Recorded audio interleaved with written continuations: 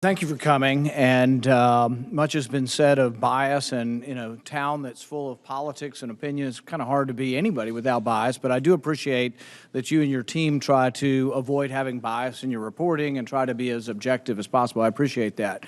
And I think you and other inspectors general do a great service to our country trying to figure out and make things better and root out where there are problems. I would say that when we look at bias, I guess the first question would be a short question, just to reiterate and make sure it's very clear. You did find evidence of biased individuals who were involved with the investigation. That's correct. Okay, and I think that's very clear. And is it difficult to determine what people's motives are, or whether they're biased or not biased? It's very difficult. Right. And so just by saying you didn't find it doesn't mean it didn't exist. It doesn't mean you couldn't have had 15 people very biased who influenced every one of their decisions. You just can't prove it. We could not prove it. We lay out here what we can prove. Okay. One specific instance I'd like to ask you about, though. The OGC attorney is the one I think you've referred for criminal evaluation. Correct?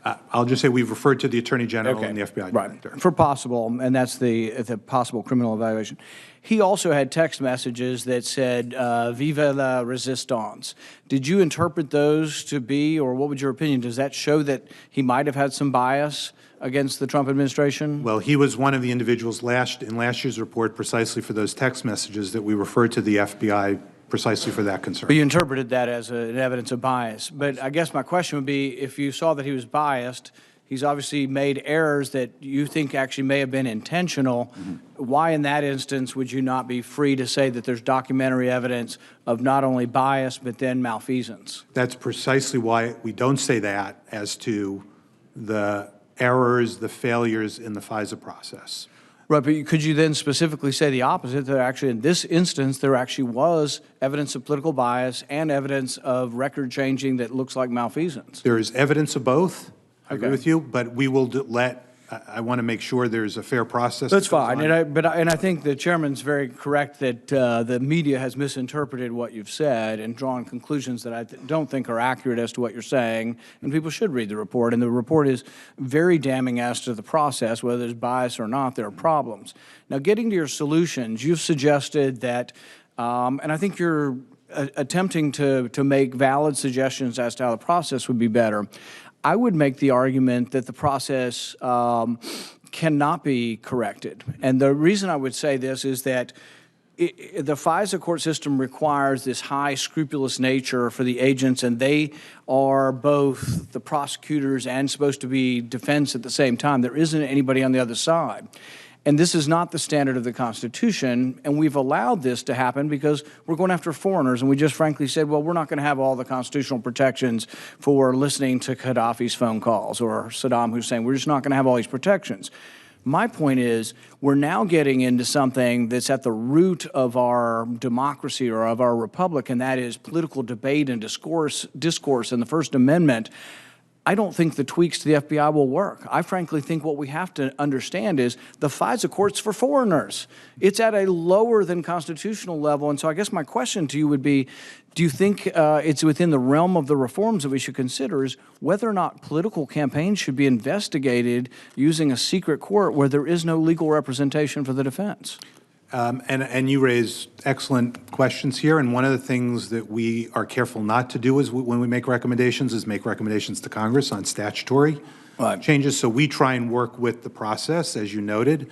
There will be a lot of debate that goes well beyond what we're recommending to try and fix what's existing. There's going to be a legislative look. The FISA court clearly is going to look at some of these issues now.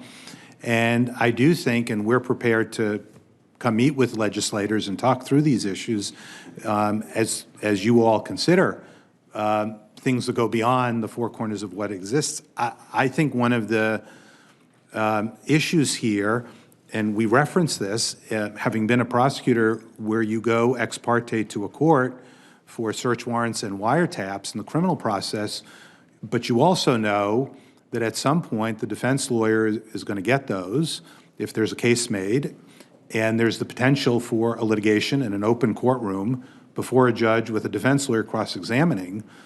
And that's that alone, that understanding that that could happen, Right. has some effect. Yeah, and I agree. And I think if you don't have that in the FISA system, no matter what you do, you tweak the system.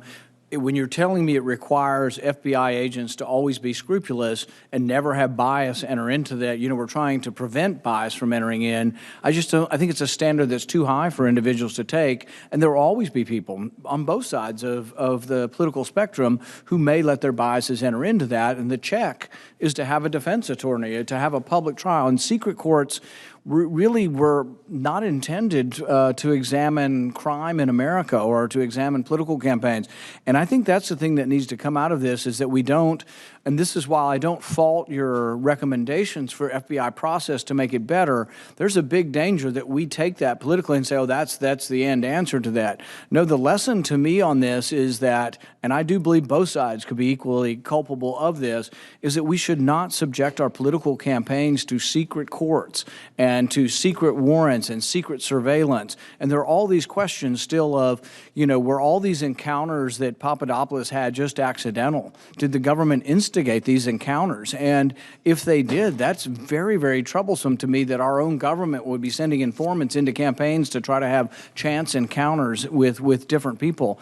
So I'm very, very worried about it, and I hope other members of the committee will consider, as we look at FISA reform, that what we have to do is Americans shouldn't be caught up in this. American citizens were not the target of this, and even American citizens who talk to foreigners. Can you imagine in campaigns moving forward that if you're pointed to a high-level foreign policy position, is there a likelihood that you may have talked to Russians or Chinese in your career? If you've been in a foreign policy career for 40 years, you've talked to many Russians. And so to say you're an agent, well, he had 16 conversations with different members of the Russian government. Is that enough to open like a FISA process into that he might be a foreign agent? And it's not the Constitution. It's showing that you have evidence that someone may be related to a government. It isn't evidence of a crime. And so I think we ought to really consider, as we move forward, that this is not the appropriate vehicle for investigating political campaigns. Thank you. And if I could just add on that, Senator, I think one of the things also here that we uncovered and learned as we did this, for example, you mentioned the confidential human source issue, separate from the FISA. The absence of rules there applies whether this was counterintelligence or criminal. There did not need to be notice to the department, even if had this been criminal investigation. So I think there are some issues here that cover broader than just the FISA issue that you've raised and concerned about.